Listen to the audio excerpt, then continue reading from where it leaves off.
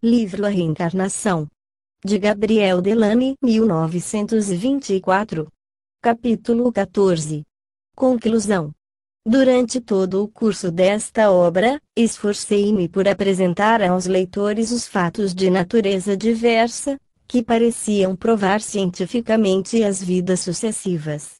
Abandonei, voluntariamente, os ensinos que nos foram dados pelos espíritos a respeito da grande lei de evolução espiritual. Agora, porém, devo resumi-los, a fim de que se lhes possa apreciar a importância e a grandeza.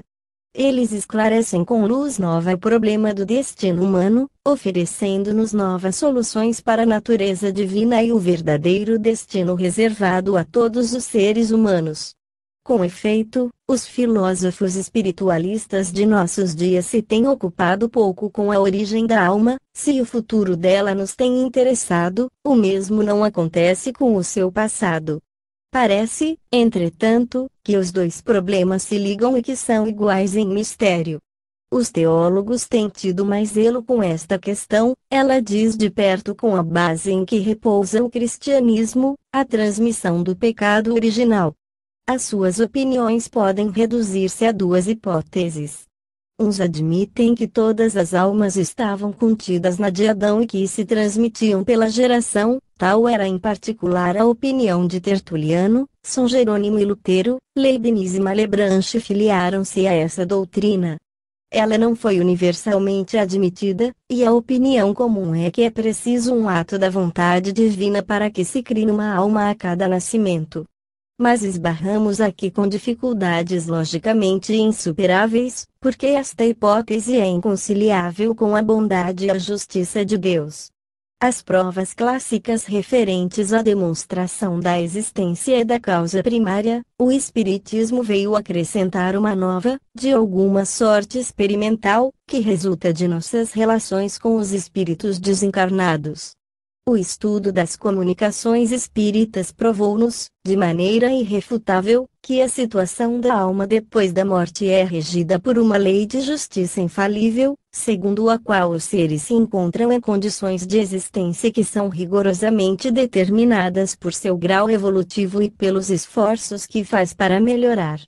Nossas relações com o além ensinaram-nos, ainda, que não existe inferno nem paraíso, mas que a lei moral impõe sanções inelutáveis àqueles que a violaram, enquanto reserva a felicidade aos que se esforçaram por praticar o bem, sob todas as formas.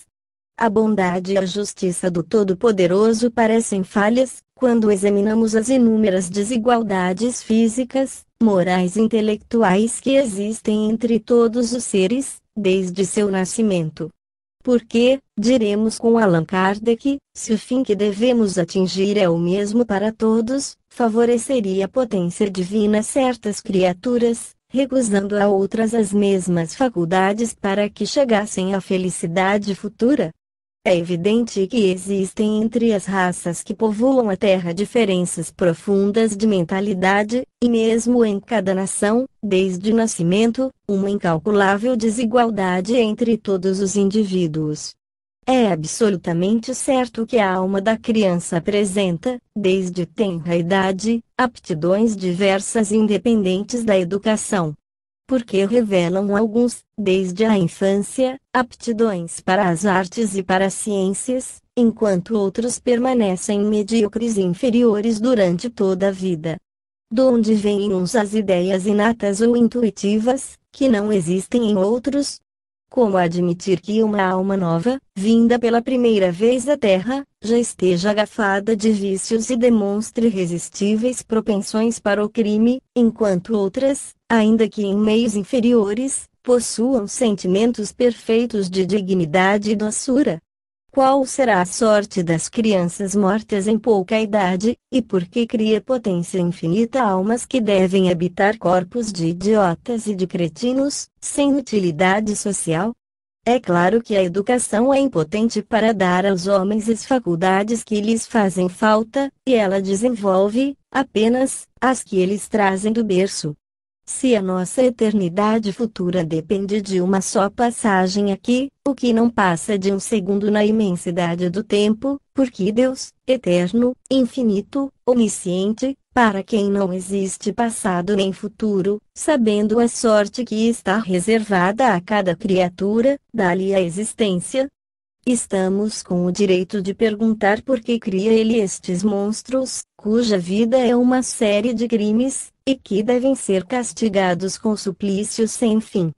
Assim, também sabendo o que deve suceder a cada um de nós, porque favorecerá a uns, à custa dos outros, o que é contrário, ao mesmo tempo, à bondade e à justiça de quem Jesus chamou Pai Celestial, e cujo amor se deve estender a todos os que saem dele. Quando uma doutrina filosófica ou um dogma religioso conduz a tais inconsequências, pode-se assegurar que esse dogma ou essa doutrina são erros manifestos, e temos o direito de procurar uma explicação melhor para essas aparentes anomalias. Desde então, a explicação pelas vidas sucessivas adquire um valor incontestável, pois que oferece uma solução racional a todos os problemas que sem ela permaneceriam insolúveis. De fato, se admitirmos que o nascimento atual é precedido por uma série de existências anteriores, tudo se esclarece e se explica facilmente.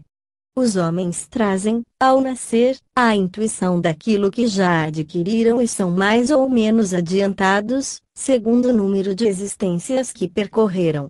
Sendo contínua a criação, existem em uma sociedade, ao mesmo tempo, seres cuja idade espiritual difere consideravelmente. Daí provêm as desigualdades morais e intelectuais que as diversificam. Podemos, pois, dizer com Allan Kardec: Deus, em sua justiça, não podia criar almas mais ou menos perfeitas, mas, com a pluralidade das existências, a desigualdade que vemos nada tem de contrário à mais rigorosa equidade, é que nós encaramos o presente e não o passado. Este raciocínio repousa em um sistema, uma suposição gratuita? Não. Partimos de um fato patente, incontestável, a desigualdade das aptidões e do desenvolvimento intelectual e moral, e achamos esse fato inexplicável por todas as teorias em curso, enquanto a sua explicação é simples, natural, lógica, por uma outra teoria. É racional preferir a que não explica, àquela que explica.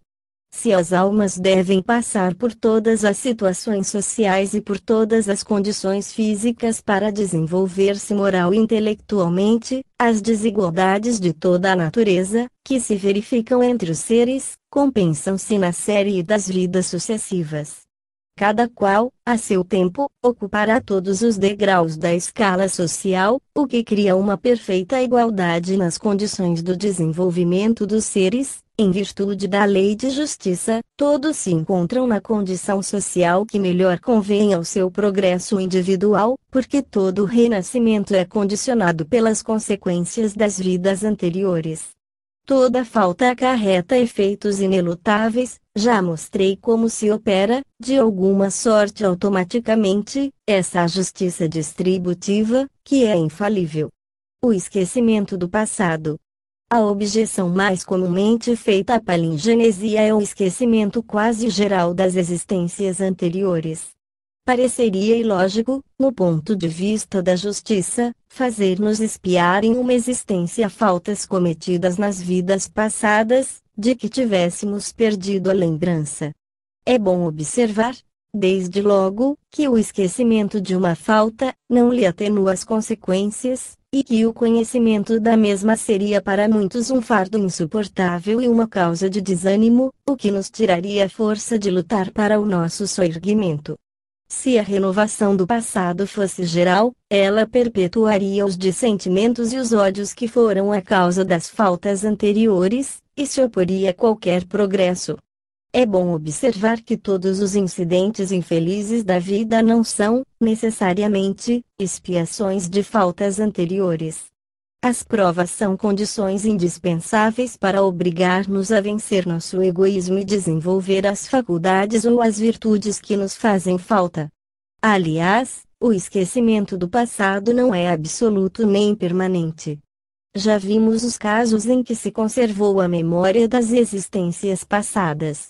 Em certo grau de elevação, encontramos, no espaço, entre duas encarnações, a lembrança de nossas vidas anteriores, e isto nos permite conhecer melhor o que nos falta ainda para elevar-nos na hierarquia dos espíritos, desenvolvendo os predicados intelectuais e morais que estão em germe em nossa consciência e cujo desabrochar deve conduzir-nos aos mais altos cimos da espiritualidade.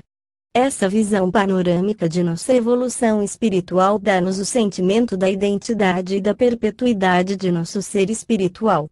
O ouvido dos incidentes de nossas vidas anteriores é necessário para que possamos abandonar mais facilmente os erros e preconceitos adquiridos. A justiça, entretanto, exige que resgatemos nossas faltas, quando as houvermos cometido conscientemente. Eis porque diz o Dr. Gelei: cada um de nossos atos, de nossos trabalhos, de nossos esforços, de nossas penas, de nossas alegrias, de nossos erros, de nossas faltas, tem uma repercussão fatal, reações mentais em uma ou outra de nossas existências. O problema da existência do mal. Se o Espiritismo conquistou milhões de adeptos no mundo inteiro, não foi somente porque traz à humanidade a demonstração científica da existência da alma e da sua imortalidade, mas também porque propõe soluções lógicas para todos os enigmas que as religiões ou as filosofias não puderam resolver até então. Não se contenta ele em consolar aqueles que a tristeza de perder os seres amados reduzirá ao desespero, responde às nossas interrogações sobre nossas origens e nossos destinos, com teorias concordantes, assim com a justiça e a bondade de Deus e com as exigências da ciência. Que mais angustiosa questão que a existência do mal? Como um ser todo-poderoso deixá-lo ia subsistir, se só depende de sua vontade o desaparecimento desse mal? Porque os bens naturais, saúde, força, inteligência, parecem distribuídos ao acaso, assim como a fortuna e as honras, sendo, até, muitas vezes, o apanágio dos menos dignos? Porque essas calamidades que assolam regiões inteiras, mergulhando na dor milhares de seres inocentes. A doutrina das vidas múltiplas faz-nos entrever uma parte da solução do problema.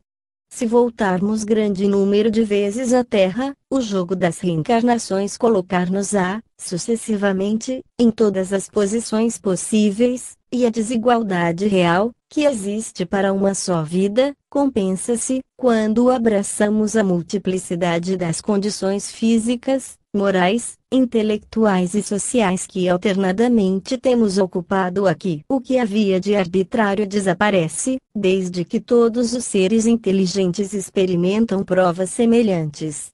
O progresso.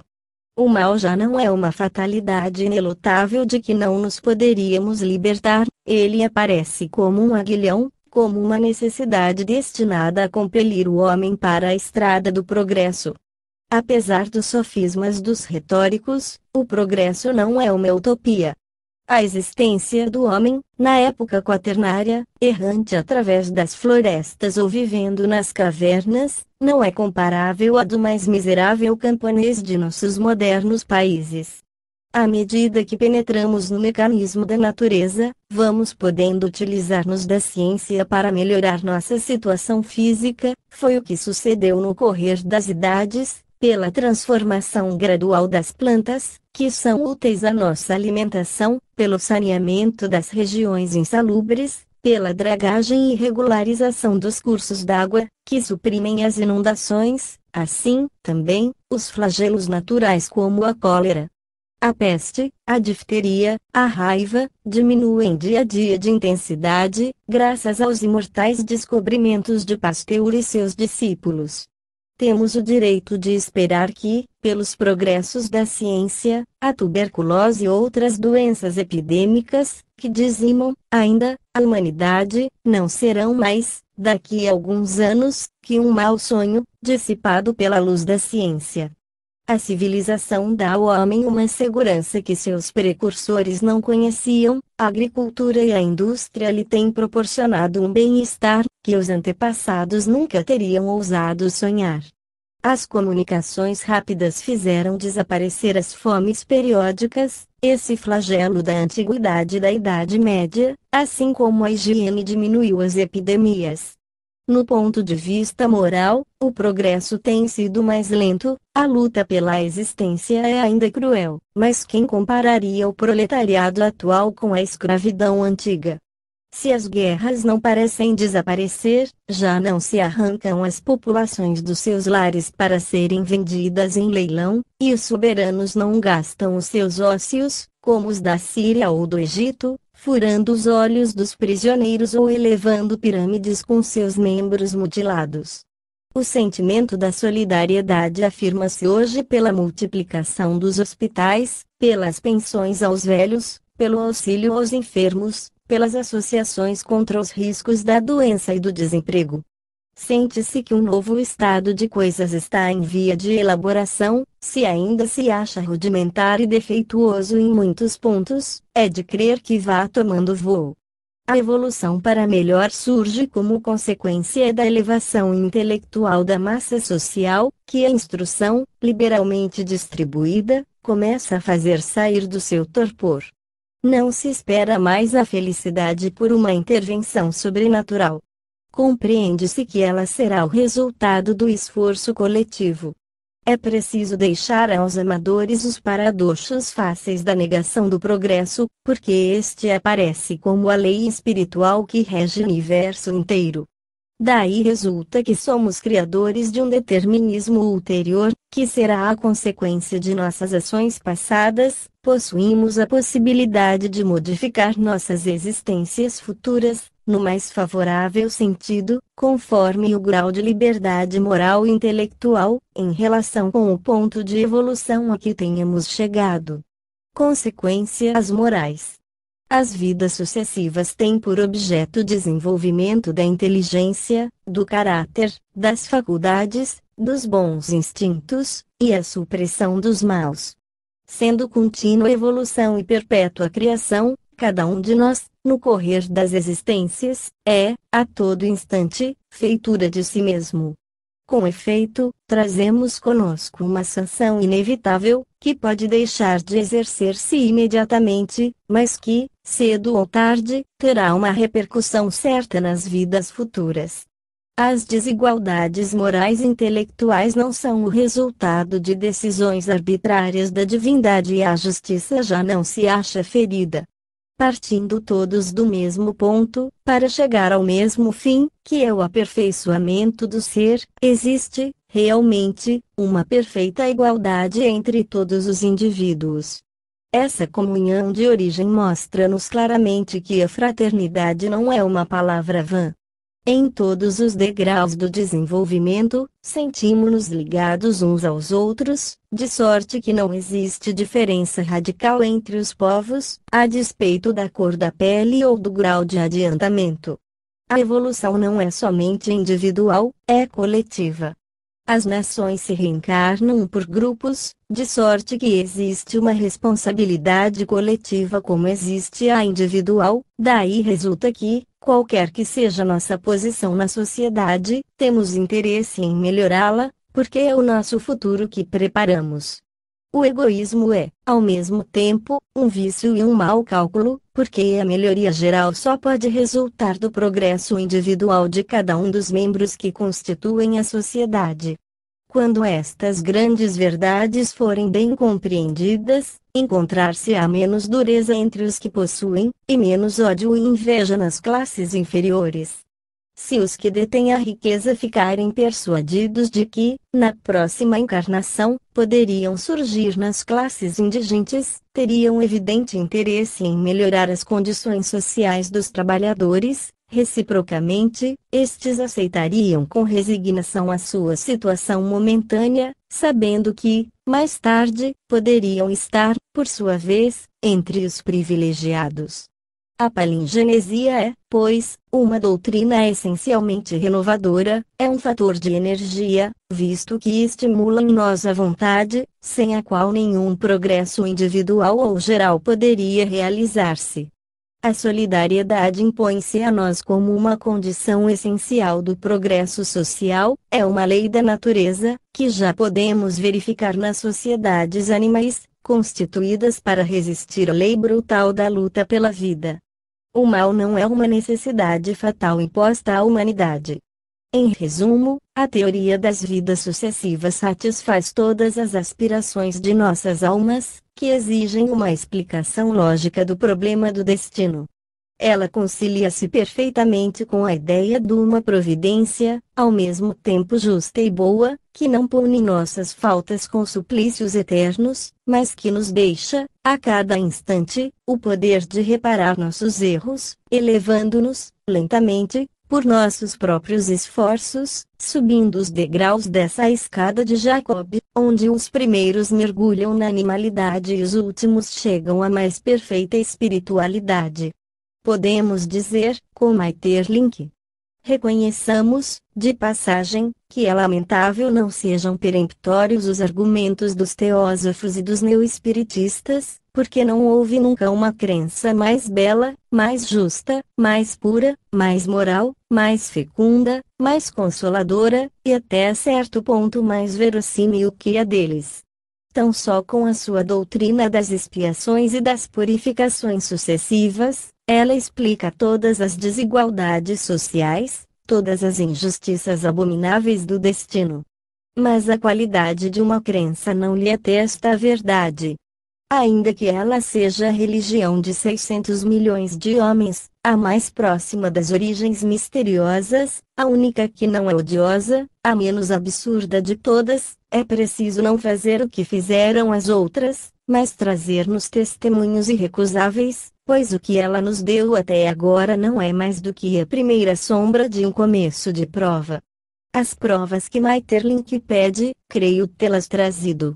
O que possuímos agora é uma demonstração positiva, e ela nos permite compreender não só a sobrevivência do princípio pensante, senão também a sua imortalidade, pois que durante milhões de anos havemos evolucionado nesta Terra, que deixaremos, quando nela mais nada houver que aprender.